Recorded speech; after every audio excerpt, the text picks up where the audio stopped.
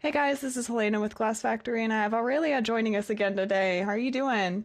Hi, I'm doing wonderfully. It's very nice to see you again. Yeah, I know we just talked about this, but it was 2022 that we last chatted, and I remember it just being such a good time, and I really wanted to hop in and chat with you again because you basically like we released a new EP, and then it was just such a different sound direction that I was just like, oh my gosh, I just gotta figure it out. I gotta pick your brain and figure it out. Thank you. And thank Yeah. you for being, I think it's so cool when like you get to talk to the same person through a journey. So Yeah, yeah, for yeah, sure. And then I mean, like, I found you on Threads, and then I found you on TikTok, and I was like, heck yeah, this is perfect. we're It's here. happening. We're It's here. happening. But yeah, so since you have taken it in a whole fresh direction, I really wanted to like talk a little bit about your visuals and just general concept behind the EP. Yeah. Yeah. So Prometheans is the title and it just came out like what, like 2 weeks ago? Mm-hmm. Oh my God. It was such a different time. I actually was working on a different body of work that was way more in line with like the sinister things and that kind of world, which was much more dark pop and much more, I think, focused in a specific way. And then I like had some traumatic things happen in my real life, to be Mm-hmm. honest. I feel like most of the time when an artist pivots, some shit went down, right? Like everyone always jokes, like, oh, like, this artist XYZ went through a breakup. The album's about to be great? Um, so wasn't a breakup, but then it actually it was. But but at first it was more personal than that. And the things that I was writing about on the previous EP were in that same vein. They were all about like claiming your power back, but also sexual assault. And I know that's something I've talked about a lot. Mm-hmm. And then I just kind of found after those things happened in my real life, like I don't know if I can talk about this right now. Mm-hmm. And I sat down with my collaborator on this EP, Icarus Moth. They are the greatest producer I know. Like I produced Sinister Things, and then took it to them to, kind of get it finished and mixed. And we've been best friends for like 7 years now. That's And awesome. oh yeah, oh it was crazy. We were roommates at one point for like 4 years, and then I moved out to Los Angeles because of a job. Um, and I sat down with Icarus Moth, and I kind of talked through everything that was happening. And they were like, okay, what do you need right now? Because we're in the studio, we have session time. And I was like, you know what? I just want to feel happy. Like, I Mm-hmm. can't write about some of these incredibly raw, real emotions right now because in order to do that, I have to dig into myself. I Right. can't. Um, so I was like, what do you have? What do we, what are you making? What are you cooking on? And they pulled out some of the craziest dance music I'd ever heard. And I was like, oh, we're sold. And every single take, pretty much, almost on this whole EP was like one take of us just like around. And they would be like, grab a mic. And I'd be like just coming up with words. Mm-hmm. And we were like, cut it. We're done. And then when we sat down to make the concept of it, I was like, so what do you sound like to you? Because you want to put these out too. And they were like, it sounds like we were on a planet and we were blue. And I was like, oh, right, right. And I was like, okay, well, what if it's our planet? And what if, and then it kind of went from there. It was like, what if we Okay. went together?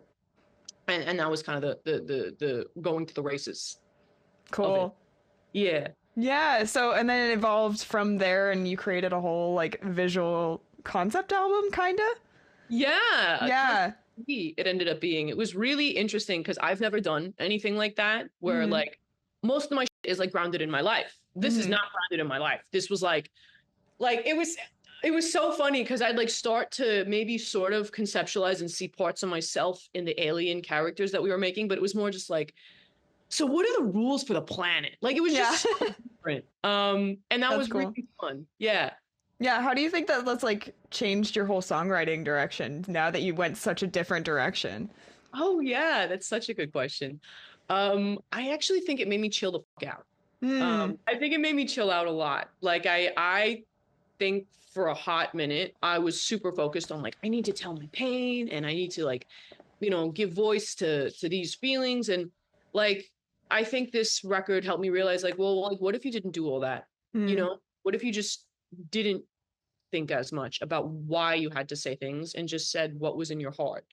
And the things that came out were a lot more raw, a lot simpler, like less crazy metaphors, and let me understand the balance of where my instincts are and where my storytelling is.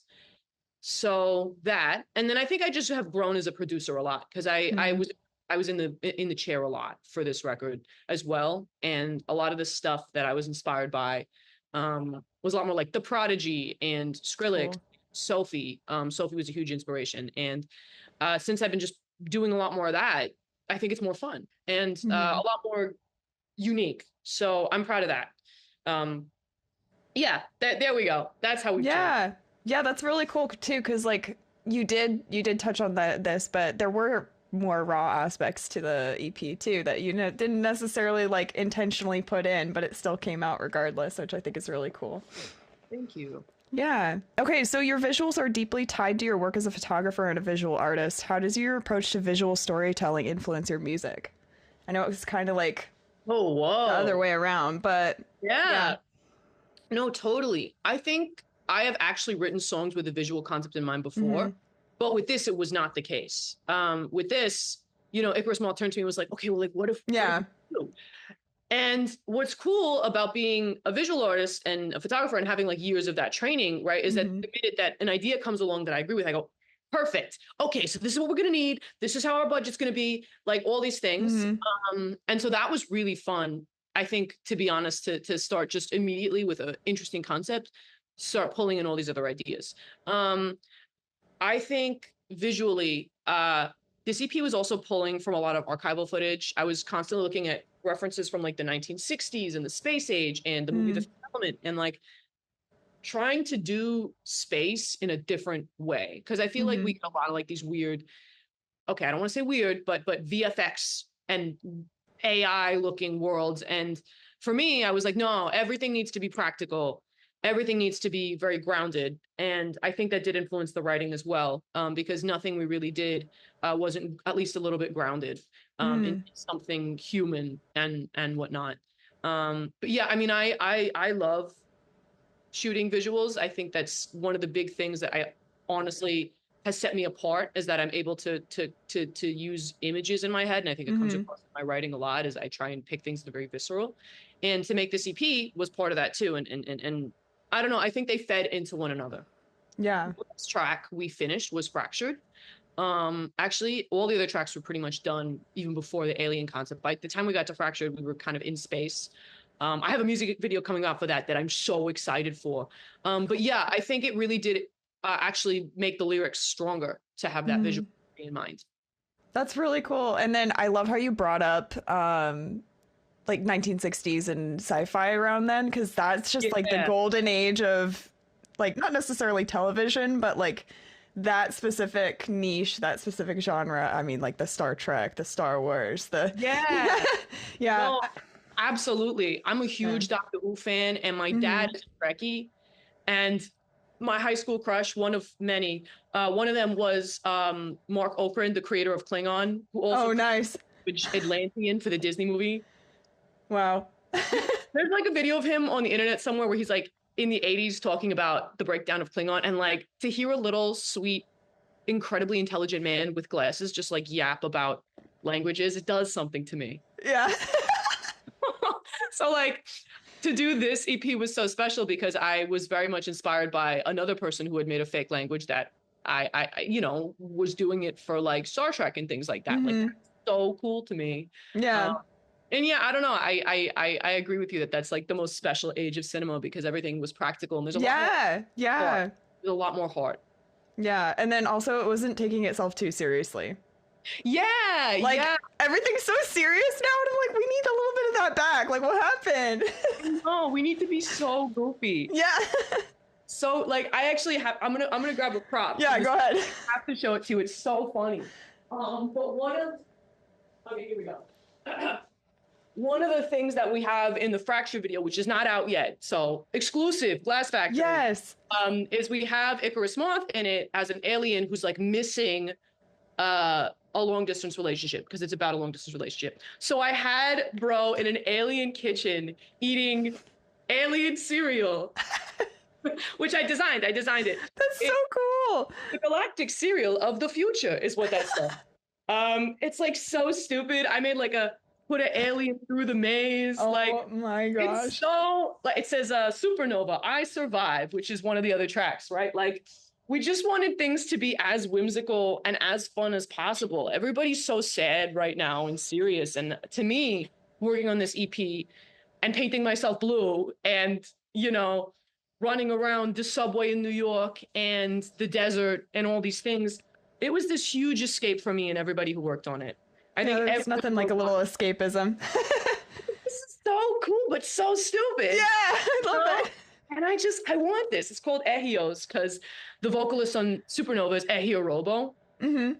We're like Ehios, the galactic cereal of the future. And where we made like little commercials, which need to come out. Like, I just want it to be the most whimsical, ridiculous, not take itself seriously, other world for people to celebrate. For sure. Yeah, it turned into Yeah. a big party, honestly. Yeah. Oh my gosh, that's so cool. I'm really happy for you because like being able to unlock something visually like that, especially as like somebody who is already naturally super visual, and then being able to like combine all those elements and see it come to fruition, I bet that was just like so satisfying. Oh yeah. Oh Yeah. yeah. Every Cool. time. I think this is like the strongest stuff I've done visually. And I'm really, really proud of everybody who was involved. I'm so thankful. It's just my friends. I was like, hey guys, I got $200 and I'll take your photos and I'll make you a lasagna. Who wants to join? Yeah. And it ended up being like 10 people, which is crazy. That's amazing. Oh my gosh, it sounds like you have some great friends. Oh, I do. I'm very Yeah. like, Oh, I love hearing that. So I mean, we're gonna go kind of into the thematics, even though it was still a little bit more vague. You do touch a little bit on those more serious topics as well. So it goes into identity, language, and then connection from an outside perspective. And I'm gonna do outside because like whatever. yeah. Connection from an outside perspective. How do you personally relate to that idea of viewing humanity from the outside? I am non-binary and very queer and always have been. And so is Icarus Mall. And so for us, I think a lot of times when we work together, when I perceive the world, I haven't always felt like I fit in. You know, I've always kind of felt like I've been on the outside and always trying to like, I don't know. I think in other ways, I spent most of my young life trying to dumb myself down and make myself more palatable. And I think that this EP thematically for me, viewing things from the outside was like, I don't want to be palatable anymore. And I don't want to fit in. I want to be me, whatever that means. I want it to be about me. And that's kind of, I think, the lens that I've been able to relate this EP to for me and why I think the visuals are so stand out and are unique is because we know what it's like to not fit in. We know what it's like to feel like the other. And I think a large part of being queer is community, obviously, understanding the perspective of others, and then also saying, well, no, this is how I do things, and this is right for me. And I think that comes across very, very well, no matter what we say in this EP. Yeah, awesome. Cool. Yeah. A lot to think about. I know, right? Like, yeah. Like, other way of thinking about being like a non-binary person. You're an alien. That's kind of how it was. And I think that's why Icarus Malt even said that, because a lot of what we do is not what other writers are doing or from reality. Like some of the words in there, Sectum Sempra, don't make that much sense. The production doesn't really make that much sense in some ways. But for us, it's like, nah, makes sense here. Yeah, and honestly, it is cohesive, and it does make sense if you just like. Thank you. It makes a lot that you can break down. I don't know. I personally really like experimental stuff, so seeing you go into an experimental direction was really exciting for me to see. So thank you. Yeah, I think I'll get pop, but this was fun. You know? Yeah. I mean, it's still, regardless. I think.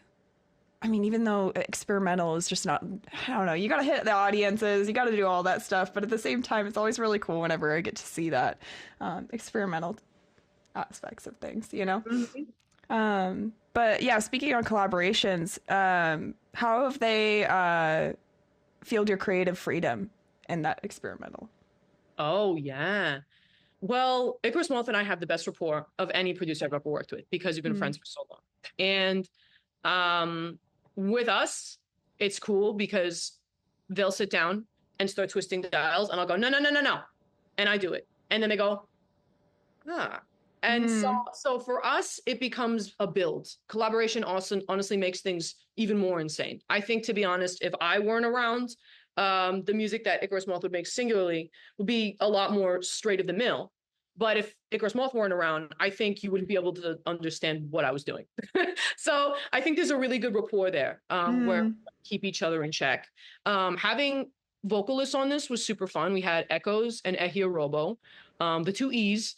And both of them, I mean, Ehia Robo, I'm such a fan of. I don't know if you've listened to any of his other music, but it gets really weird and really experimental. And Mm. both of them have such incredible voices to write for. Ehi, to me, sounds like if Frank Sinatra made R&B. Like, I love his voice so much. He's so cool. He dresses so interesting. I've been a fan since Limeade, which was 10 years ago. Mm.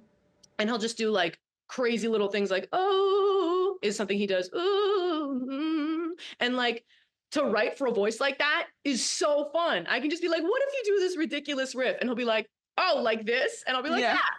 and with Echoes, I mean, she sounds like a siren. She sounds like a god. She sounds so beautiful. And to write for a voice that sounds like it comes from the deep, like pits of existence. Oh, I had so much Yeah. fun recording, and I was like, oh, I'm so lucky. That's so cool. Collaborating with them, easy, breezy, beautiful, cover girl, perhaps. We loved it. We loved it. Yeah. Oh, that's awesome.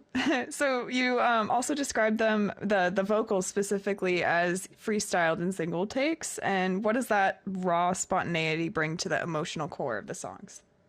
Oh, yeah. I'm just not filtering, you know? Mm, mm-hmm. I'm not, like, Abrasive especially was one take. Like, don't really know where it came from. I just remember hearing the beat. It was Icarus Moth and Nick Anthony, this collaborator we have all the time. And I was like, wait, somebody hit play. Somebody hit play. And they were like, why? And I was like, I don't know. I just feel something. I Mm, was pissed off that day. And it worked. It really worked, actually. So that one's one take. Sectum Sempra is one take. You can actually hear like a little in the beginning, and it's me pressing play on my computer to record myself. nice. Yeah, we just kept it. We were like, it's cool. It sounds weird. It sounds Cool. organic too. But yeah, a lot of those things I think helped me just focus on how the voice sounds versus what the voice is saying. And that was a really interesting experiment as a vocalist. Just be like, what flows work versus what story works. Mm, So I'll probably in future take those ideas and run with them in both. cool. Mhm. Yeah, so I did want to break down one of the songs a little bit, with which we've brought up a couple times, which is Sectum Sempra. So yeah, that just came from like the depths of my subconscious. And I was thinking about it, like I learned Latin a little bit in school. I'm a big classics person. Mm-hmm. And I remember sectum meaning forever and sempra, I think, mean cutting. Oh, okay. And so I was going through a lot of the time, oh no, what else is new? And just hit play and was like, my religion, apathetic, my condition. So it's about depression, Mm-hmm. and about this sort of being desensitized to things in your surroundings, and wanting to kind of cut either everything out of your life or perhaps oneself. And I thought it was a really interesting way to start the album because it goes into this dark place and then comes out into a place of joy with my life. And yeah, I think at first it was like, it was really just, and I was like, what goes, I was like, sectum sempra. And I was like, yeah, that means forever cutting. And then somebody later was like, you know, that's a Harry Potter spell. And I was like, well, it's okay because the turf ain't making any money off of this. So that's kind of actually where that came from. Was I was writing about dark things. I had a flow in my head of, and that word worked. Because again, like why this was so interesting to write. Because normally I spent hours focusing on the right words. I'll pick like I'll start writing poems and then go from the poem.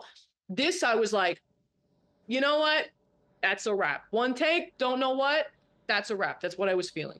So I think that that's really interesting, that you did that because, yeah, yeah, it just goes into those darker feelings and those darker themes, but like you said, goes It's really removed though. yeah, it's removed, but it also like definitely gets into it and gets deep and then arises from the ashes in a sense, you know, and then Mm-hmm. transforms it, the whole album, the whole EP. So yeah, I don't Yeah. know, it was really cool.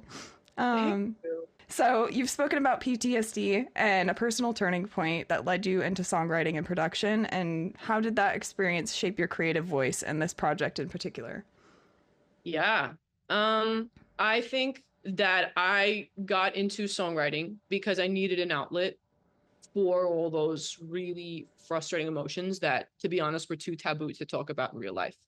And then this EP um, let me take that talent that I started to cultivate and those skills and turn them to joy and Hmm. turn them into like freedom.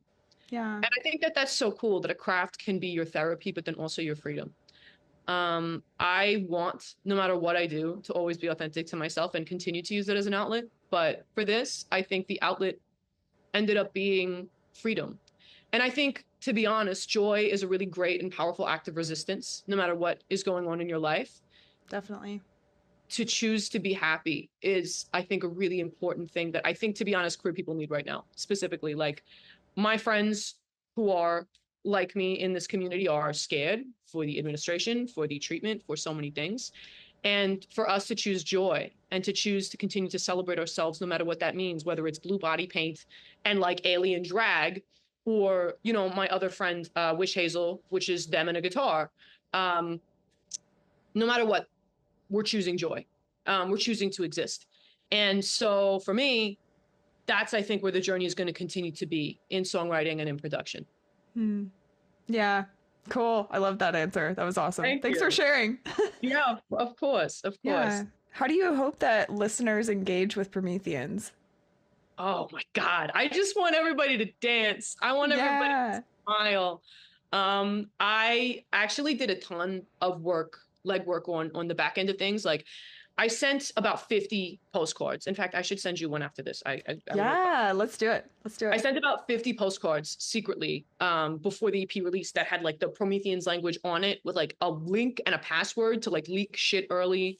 Mm. I was like constantly DMing people who listen to my music and who have, you know, bought merch from me in the past and be like, hi, I'd like to send you a Prometheans sticker. Hi, I'd like to send you a Prometheans patch. What is your address? And so I wanted it and still do want people to feel like it's a world that they engage with and that it's an escape, because Hmm. a lot of my fans are young women and queer people. A lot of people that listen to my music. Fans is a weird word. I don't know. But I haven't met them in real life and they listen to my songs. So thank you so much. But yeah, you know, for me, that's like the biggest honor in the world. And so I'm like, no, you need to feel like you're on this planet. It is a mental vacation we're taking right now. And so I hope people really dig into the lore and really dig into the idiosyncrasies of it and just love it. But Yeah, even if it's just one person, I'm sold. I've done my that's job. awesome. Yeah, for sure. Yeah. Um, yeah, is there generally like a, well, I mean, we did kind of, I was going to do a follow-up question, but you answered it really well, so never mind. Come on. um, looking beyond the EP though, how do you envision your music and visual art evolving in the future? Oh, hell yeah. I think that's such an interesting question because I'm struggling with that right now, actually, where I want to go next. Because I have Mm. 3 different ideas for 3 different EPs, plus an album and a mixtape. And I mean, at this point, I think we're just in this prolific era for myself. I think next, what's coming out is things that I produced all on my own, which I think Mm. are fun, just like one-offs. And then I think I'm going to come back to those really heavy topics and approach them with all the knowledge and know-how that I've taken from this little planetary excursion. And yeah, I think I've grown as a writer. I think I've learned to not take myself seriously and be more raw. I think I've grown as a producer, and I think I have better taste now. So I hope that that will show in future music, and I think it's going to be different. I think Mm. my biggest thing is I don't want to make. What I've learned is it doesn't have to be a hit anymore. It just has to be something for me, and if people, Yeah. great. Yeah. So I think that's where the music's going. That's really cool too. I love hearing that because I feel like artists reach that level of success that they really want to once they start creating for themselves and find their own voice and figure out a way to share their own voice. Yeah, I think so too. In some Yeah. ways, I got like stuck in a rut for a hot minute where I was like, no, like the drop has to come at 40 seconds, and I need to cut and I need to edit. And I'm like, well, what if you calm down and stop worrying about it getting streamed and stop worrying about how other people will perceive it? There is an element when you release a song into the world, it's not yours anymore. The experience is Yeah. everyone else. And I do try and keep that in mind. But we got to find a balance, because otherwise I'm going to turn Definitely. into something watered down. And I don't want that. I respect the people who do that for commercial viability. So hard to do, actually. But it's not, I think I realized where I want my artist project to go. Yeah, that's amazing. I love hearing that. We're trying. We're gosh. trying. Yeah, I'm very happy for you because yeah, it's I don't know, just since we last talked, it just seems like you've grown a lot, and it's really cool to chat with I you about know. that. We got you know how like Billie Eilish does her like interview with Vogue or whatever every Yeah. year? We're gonna touch base every couple of years and be like, oh, so how are you? How are the crowd? Yeah. Yeah, and I mean, feel free to reach out to me anytime too if you want to just like chat on Instagram DMs, all that. So, Oh yes, I will be got you. sliding into those DMs. yeah, sounds good. All right, cool. Well, it was super nice chatting with you again, and yeah, let's keep in touch. Absolutely, absolutely. And thank you Yeah. so much again for having me. Yeah, of course. I hope you have a good rest of your day. You too. Bye. Bye.